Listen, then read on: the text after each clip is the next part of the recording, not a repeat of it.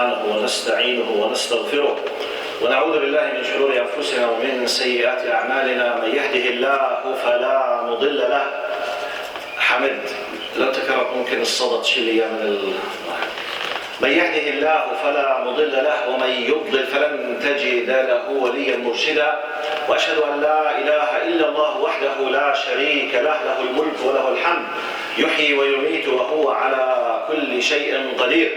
اللهم اقسم لنا من خشيتك ما تحول به بيننا وبين معصيتك، ومن طاعتك ما تبلغنا به جنتك، ومن اليقين ما تهون به علينا مصائب الدنيا. ومتعنا اللهم بأسماعنا وأبصارنا وقواتنا ما أحييتنا، اللهم واجعله الوارث منا واجعل ثأرنا على من ظلمنا وانصرنا اللهم على من عادانا. اللهم ولا تجعل مصيبتنا في ديننا ولا تجعل الدنيا أكبر همنا ولا مبلغ علمنا. اللهم ولا تسلط علينا بذنوبنا من لا يخافك ولا يرحمنا يا رب العالمين. أعوذ بالله السميع العليم من الشيطان الرجيم. بسم الله الرحمن الرحيم. يا أيها الناس اتقوا ربكم إن زلزلة الساعة شيء عظيم، يوم ترونها تذهل كل مرضعة عما أرضعت وتضع كل ذات حمل حملها وترى الناس سكارى وما هم بسكارى ولكن عذاب الله شديد.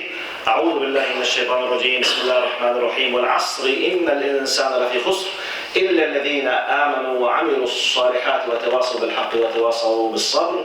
In the name of Allah subhanahu wa ta'ala, the most compassionate, the most merciful, all praise and thanks are due to him and peace and blessings be upon his blood prophet Muhammad sallallahu alayhi wa sallam. He who is guided by the will of Allah, no one can misguide him, and he who is misguided, no one can guide him except Allah subhanahu wa ta'ala. I do bear witness that there is no God but Allah and Muhammad is his messenger. Respected brothers and sisters, Assalamu alaikum wa rahmatullahi wa barakatuh. أحبتي في الله، عنوان الخطبة لهذا اليوم بإذن المولى عز وجل إن أبقى الله فينا حياة هو خلق الحياء في ظلال قصة موسى مع المرأتين من سورة القصص. Today I'm going with the will of Allah subhanahu wa ta'ala just to shed some light on an amazing concept. In Arabic we call it خلق الحياء, the manner of al-haya. And in specific, I will not translate al-haya now because there's a huge misconception and misunderstanding in the translation itself. And it's part of the khutbah. What do I mean by خلق الحياء? And I will be quoting part of the story of Moses, peace be upon him, Musa alayhi salam.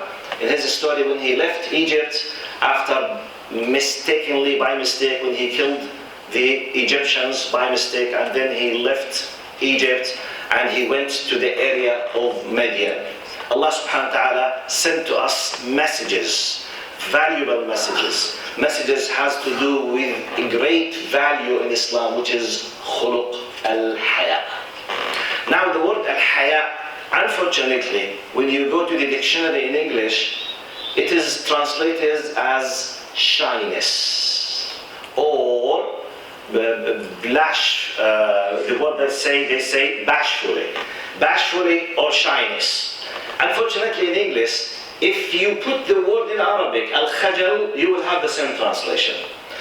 In Islam we have a great difference when we use haya compared with al-khajal, two different concepts. So therefore, translating khajal and haya in Arabic and Islamic terminology as shyness and bashfully, it's a great mistake.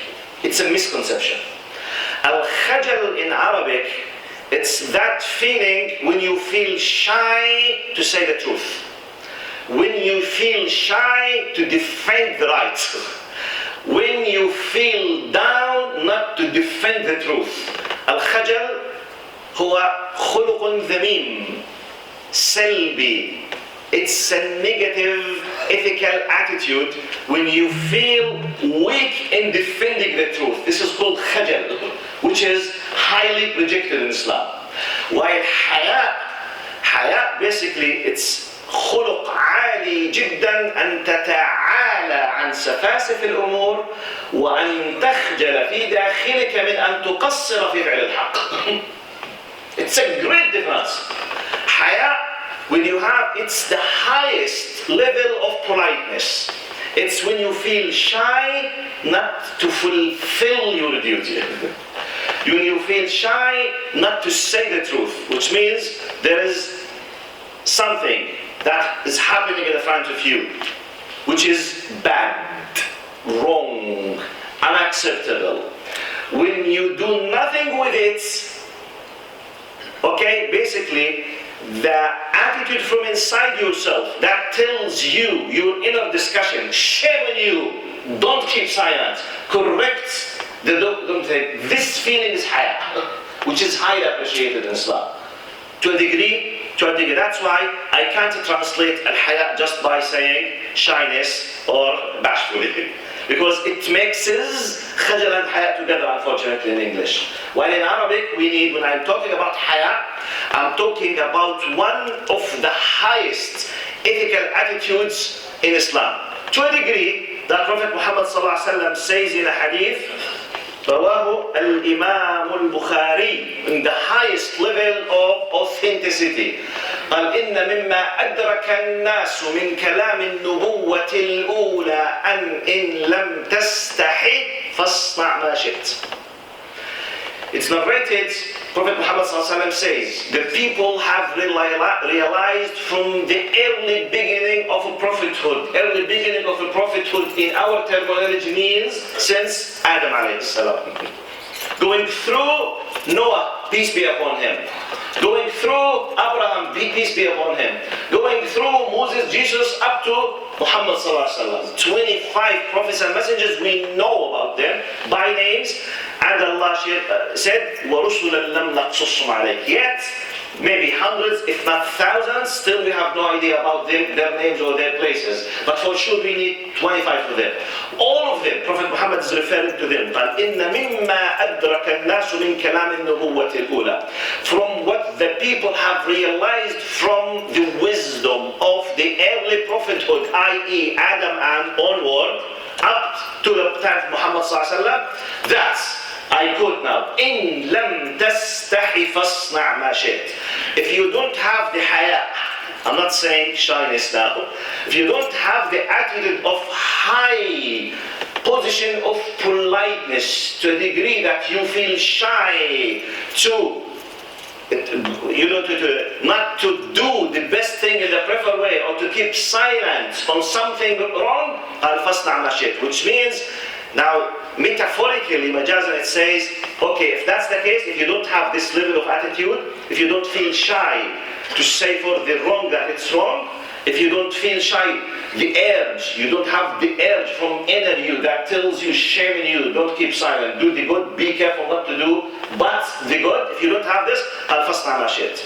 Metaphorically, فَاصْنَعْ مَا شِئْتَ, let you do whatever you would like to do, which means, as if, it's a metaphorical usage, استخدام مجاز, it means as if that I am in a status outside of the Islamic humanity. I'm someone with a new category that I'm outside of all considerations. Whatever I do, I'm outside everything. As if you are a new category. I'm not addressing you as someone that you deserve to be addressed, which is the worst case that can be described. This is which means خلق الحياء. In another hadith صحيح رواه ابن ماجه, Prophet Muhammad صلى الله عليه وسلم says, إن لكل دين خلقا وخلق الإسلام الحياء. Every religion has a khuluq, has a manner, ethical value, ethical manner that can be used as a title, as a branding title, as a branding name, as a point of identity that helps you. When this religion is mentioned, something will, it's like when we say in the business and marketing now, the branding. What's the branding? Sometimes, for example, now if you see the red color with the T letter, what will come to your mind now? Red color. Tim Hortons. Tim Hortons. Most of you are addicted to Tim Hortons, okay? But I'm talking about the branding now. Red color with T, Tim Hortons. This is branding, okay? Which means if this thing is mentioned with the first thing, maybe it's talking about something else, but the first thing that will come to your mind is what? Tim Hortons. For example, I'm telling you what do I mean by the branding. As if Prophet Muhammad is telling us the branding of Islam, which means what should come first to your mind when Islam is mentioned is khuluq al-haya. This is the point. Khuluq al-haya, which means the manner of haya, the manner of feeling shy not to fulfill my duty in doing good. Khuluq al-haya. Now let's come to my core point. My core point is khuluq al-haya in light of the story of Musa alayhi salam with the two women in the area of Madian. I will recite the Quranic verses once in Arabic, then I will deal with them just in English. Where Allah subhanahu wa ta'ala says in Surah Al-Qasas, by mistake, Musa alayhi salam, he did kill a person without an intention. He was trying to defend one of the people from the people of Israel, to defend him, and he was so powerful. Sallallahu alayhi wasallam. Allah gave him an amazing, powerful physical power. He was trying just to help, or just to, just to remove it like this, which means just like this. So he caused his death. So the man, killed. So Egyptians, pharaohic Egyptians at that time, they wanted to kill him. Al-Malak kanu ya'tamiru, they wanted to get rid of him, to vanish him, to demolish him, to kill him. He was not aware of that. So someone came from the far side of the city to warn him to be careful, because they have taken the decision to kill him. So I will start from this point. وَجَاءَ رَجُلٌ مِّنْ أَقْصَى الْمَدِينَةِ يَسْعَى قال يا موسى إن الملأ يأتمرون بك ليقتلوك فاخرج إني لك من الناصحين فخرج منها خائفا يترقب قال رب نجني من القوم الظالمين ولما توجه تلقاء مدين وجد عليه أمة من الرعاء يسقون ووجد من دونهم امرأتين تذودان قال ما خطبكما قالتا لا نسقي حتى يصدر الرعاء وأبونا شيخ كبير فسقى لهما ثم تولى إلى الظل قال رب إني لما أنزلت إلي ثم تولى إلى الظل فقال رب إني لما أنزلت إلي من خير فقير فجاءته إحداهما تمشي على استحياء قالت إن أبي يدعوك ليجزيك أجر ما سقيت لنا فلما جاءه وقص عليه القصص قال لا تخف نجوت من القوم الظالمين. The story is very interesting and it's more than that, but this is what I need. Look, Prophet Musa alayhi salam, Moses, peace be upon him, when he did kill by mistake and he escaped, he went to the area of Madian, which can be like the south of Palestine now. Okay? Northeast of Egypt, southwest of Palestine, more or less, that area. Now, he went to the area of Madian. He came to the well of Madian, where قال وجد أمة من الرعاء يسقون, a group of shepherds. They have their flocks or herds, they want to water them. قال ووجد من دونهم امرأتين تذودان, two women with their sheep, with their herds, with their flocks, they were trying to move back, and to detach themselves from being with the men. قال ما خطبكما. Immediately he felt that there's something wrong. They were not able to compete or to fight, the men, so that they can water their, cattle or sheep or whatever. So they were waiting. ما خطبكما. What's the problem? What happened to you? Why you are in that corner? Why you are here? Where is the man that should be there, just taking this heavy duty on your behalf? قالتا لا نسقي حتى يصدر الرعاء. We will not, mix, we will not fight, we will not struggle with men till they shepherd, they finish. قال وأبونا شيخ كبير. Look to the first message now of حياء. First of all, they were not physically competing. Got my point? They can do it. But they were waiting till the men finish. First message. Now, this is a stranger. he felt that there's something wrong. They are not able to fight physically to have the water for. And they kept themselves waiting for a long time till their turn comes. Immediately he felt that his ethics must be there. He must interfere. ما خطبكم? What's the problem? قالت لا نسقي حتى. Until they finished, قال وأبونا شيخ كبير. Second message. Immediately, don't misunderstand us while we are here. We are just alone, and we have just one man at home, which is our father, and he is very old man, which means physically he can't take care with the animals and watering them and competing with others, pushing them and etc. قال فسقى لهما. Immediately he took an action. He did not ask their permission. He took the herd, immediately he took the place and did water the animals for them. Okay, he did the job. Look now, in light of خلق الحياء. قال فسقى لهما ثم تولى إلى الظل. When he finished watering the animals, immediately he withdrew from the scene to the shadow. He did not make benefit of the fact that he helped them, and it's a good opportunity to chat with nice two girls. Got my point? He did not. Which basically, even if he did, no one will blame him. He's the savior. He helped them. So it's a good justification. Hi, what's your name? What do you hear? What's your father? What do you see? What do you like? Blah, blah, blah, blah, blah. No. Thumma, he did the job because ethically this should be done. Then he withdrew from all the scene. قال ثم تولى إلى الظل. He withdrew to the shadow under one of the trees. فقال رب إني لما أنزلت إلي من خير فقير. Oh my Lord, desperately I'm in need for any kind of provision that you have decided for me. I'm a very poor person. I'm a poor person for whatever you decide to send to me. Now here comes my focal point of the whole khutbah. فجاءته إحداهما تمشي على استحياء. Or فجاءته إحداهما تمشي على استحياء وقالت. Here is the focal point of my khutbah.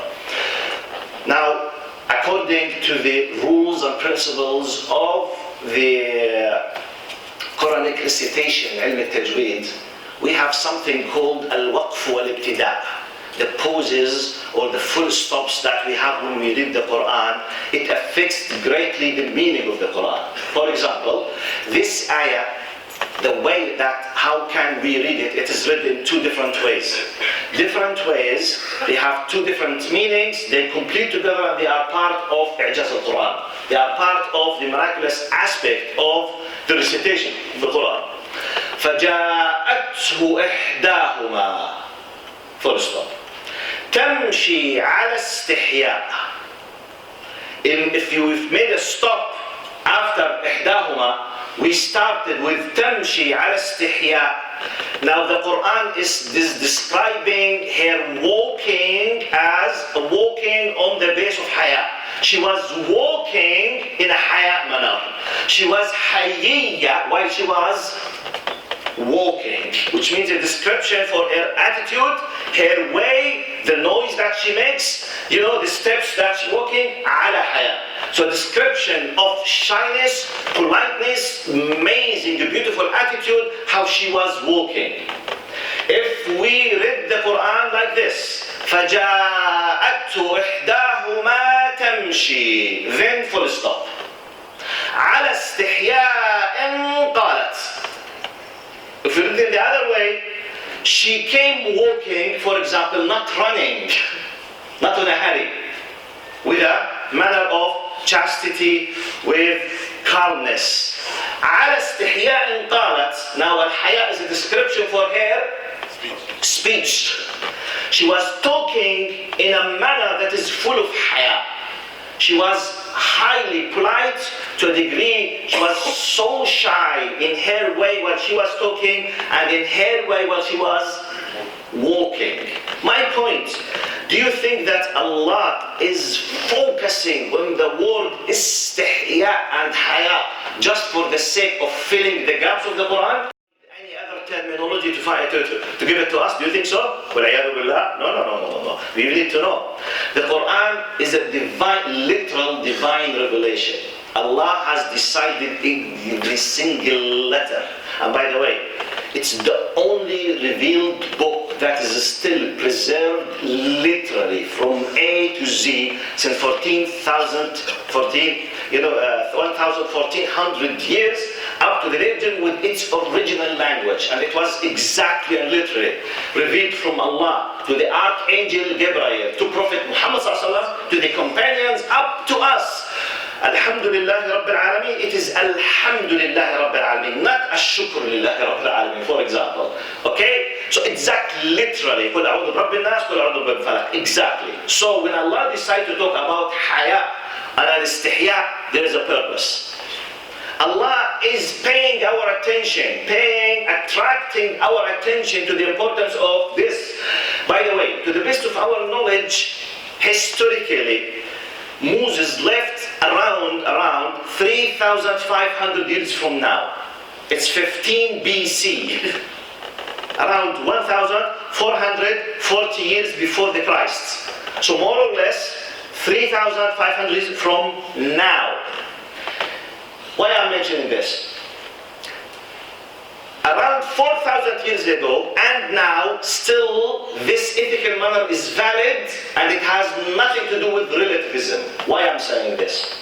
We are living in a materialistic world, secure materialistic world, east, west, north, south. Wherever you go, all the time the media, they are filling in our conscious and subconscious the concept of this is your point of view, this is my point of view. Okay, this is what you think, this is what I think. Okay, relatively speaking, this might be good, might be bad, might be wrong, might be yes. In what pertains to values in Islam, this is not applicable. This is ultimate values, qiyam mutlaqa. It has nothing to do with the time or the place. Khuluq al-haya, or all of Islamic manners. If we are living on moon, or we are living at the time of Noah, 10 or 20,000 years ago, and now still the haram is haram, and the wajib is wajib, and the bad is bad, and the good is good. Respecting your parents, for example, or lower your gaze, not looking to the other sex, from males to females, from females to the males. قُلْ لِلْمُؤْمِنِينَ يَغُضُّوا مِنْ أَبْصَارِهِمْ. Let the believers from men lower their gaze and not look to the women. Definitely by default, it's haram. Any kind of sexual, verbal harassment, physical harassment is completely haram. Even 10,000 years to come, still it will be wrong, bad, unacceptable, and haram. We need to know this. That's why when Quran mentions something, you need to know that it goes with you in the line of history. Nothing has to do with your point of view, my point of view. Like, for example, respecting the parents. 20,000 years ago, 1 million years from now, disrespecting parents is haram. It's prohibited and it's unacceptable. It's against all kinds of ethics, and should not be accepted. It has nothing to do. This is your point of view, my point of view. I think, no sir, this is not what you think. You have no right to say, I think it's no problem if I'm screaming in the face of my mother, because this time I say, excuse me, this is haram, screaming in the face of your parents, whatever, even if you are living on Mars now, okay? You know, we are very developed now. Has nothing to do with development. Ethical values, they do not change. That's why I wanted to pay the attention to the amazing beauty of khuluq al-haya in Islam. Allah is describing, and we need to raise up, to bring up our children, our daughters, our sons on khuluq al-haya. This materialistic world is killing the nature of the people sometimes. And the parents, they know what I'm talking about. Because they are fed sometimes continuously, the personal ego of the person. This is you. This is what you think. This is what I think. I don't care with others. Indirectly, some of the negative aspects of the very tough materialistic way of understanding will lead to the selfishness, which will lead to uquq al-walidayn, which will lead to disrespect the elderly, which will lead to committing haram on the basis that I think this is good. No, Quran is telling us about this, even though the example is simple, which is about how she was speaking with him. And this is the message for our dear respected mothers, sisters. I believe personally if there's something that distinguishes the female from being the most beautiful treasure on earth from the human beings, is خلق الحياء. Our daughters and our females at home, they need to know you were not created to fight with men. The man is not your competitor. He's not your enemy. If he is your son, he's your servant. If he's your father, he is your servant. He was created to take care of you. Here, your husband, he is your beloved completion for you. He's not your competitor. Unfortunately, media around the world, okay, feminism now, always poor. Well, I feel poor for them. Sometimes they are filled with the attitude of hatred for men. Why? Because you must fight. In Islam, they don't fight. They are not trained to fight. They are trained to be, nice female. And we fight everything on earth for their sake. We take care of them.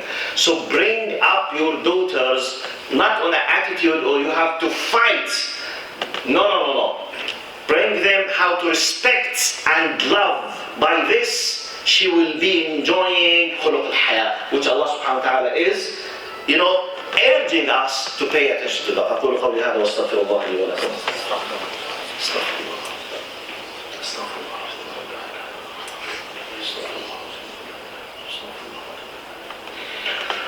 إن الحمد لله نحمده سبحانه ونستعينه ونستغفره ونعوذ بالله من شرور أنفسنا ومن سيئات أعمالنا. من يهده الله فلا مضل له ومن يضلل فلن تجد له وليا مرشدا. وأشهد أن لا إله إلا الله وحده لا شريك له له الملك وله الحمد يحيي ويميت وهو على كل شيء قدير. In 1 minute brief, respected brothers and sisters, one of the main aims of the Friday sermon, خطبة الجمعة وأهداف خطبة الجمعة, as I said many times, sometimes it could be just an informative talk, just إعطاء معلومات. Sometimes it could be fixing misconceptions, تصحيح أخطاء شائعة. So whether this one or sometimes responding to highly needed problems that we are living in, like when the terrorist attack in the New Zealand Muslims happened, we need to know how to deal with this problem. When we talk about Islamophobia, for example, the people that might be misled against Muslims in a mistake way. So whether this or that on that, after finishing the khutbah, please, we are proud as Muslims with many things. On top of them, we are Ummat Iqra. What does it mean? We are the people of the knowledge. The first ayah was revealed was Iqra. Even though the end result that we are supposed to reach is Ubud, which is worship. وَمَا خَلَقْتُ الْجِنَّ وَالْإِنسَ إِلَّا لِيَعْبُدُونَ. Yet the first ayah was Iqra, which means read, which means ilm, which means knowledge. So please, when you receive a knowledge, forget who's talking with you now. Delete my face now. If you felt that you did benefit from the information, from the quotations, don't keep it by your heart and your mind. When you go outside, let others be benefited. This is number one. By others, I'm not talking just about your families and your friends. Everyone that you can approach or have access to. Because, and I finish by this, Prophet Muhammad ﷺ was told clearly by Allah subhanahu wa ta'ala when he said, وَمَا أَرْسَلْنَاكَ إِلَّا رَحْمَةً. In another ayah, كَافَّةً لِلنَّاسِ بَشِيرًا وَنَذِيرًا. Two great verses. Verily indeed, Allah is telling Prophet Muhammad, we've not sent you but a mercy. And for all humankind. So everyone on earth, it's our responsibility to let them know. We have no power to force or even to convince. But it's our duty to let them know about the treasure that we receive from God. First of all, by living this, be a good practical example. As they say in English, sorry sir, I can't hear you. Your action is louder than your words. Children, they say in another word, children do what they see, not we say. So, first of all, mercy for mankind, let them know, and be proud of this great knowledge that Allah subhanahu wa ta'ala has sent to you and to me. اللهم اغفر لنا وارحمنا وعافنا واعف عنا يا رب العالمين. اللهم ارحمنا فوق الأرض وتحت الأرض يا رحمن يا رحيم. اللهم أنت ربي لا إله إلا أنت خلقتني وأنا عبدك وأنا على عهدك ووعدك ما استطعت. أعوذ بك من شر ما صنعت. أبوء لك بنعمتك علي وأبوء بذنبي فاغفر لي فإنه لا يغفر الذنوب إلا أنت. اللهم ارحمنا فوق الأرض وتحت الأرض يوم العرض عليك يا كريم. اللهم ارحمنا وارحم والدينا ووالد والدينا وأصحاب الحقوق والواجبات علينا يا كريم. وإن الله يأمر بالعدل والإحسان وإيتاء ذي القربى وينهى عن الفحشاء والمنكر والبغي يعظكم لعلكم تذكرون. وأقم الصلاة.